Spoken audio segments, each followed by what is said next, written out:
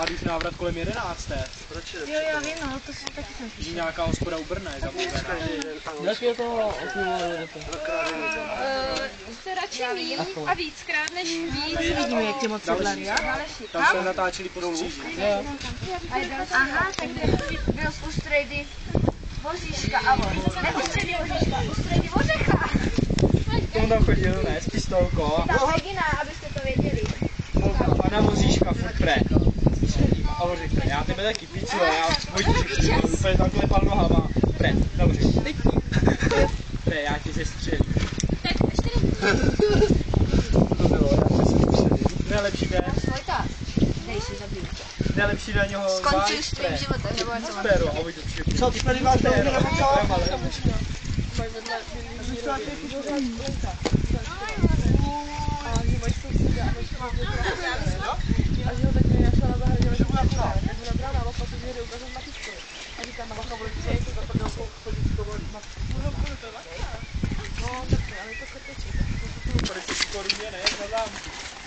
Ona říkala, že se hůř naspává. Že ona radši jela uchodí.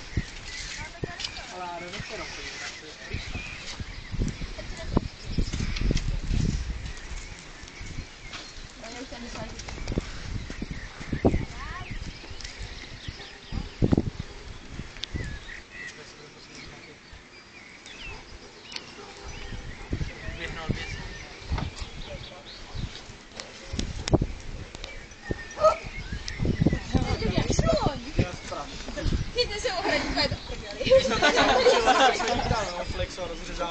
Uděláme mexickou vlnu, všichni se chyťte.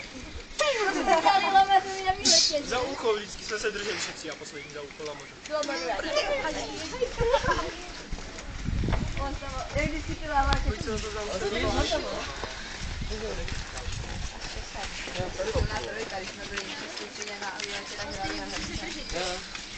To bylo v sedmé, porové.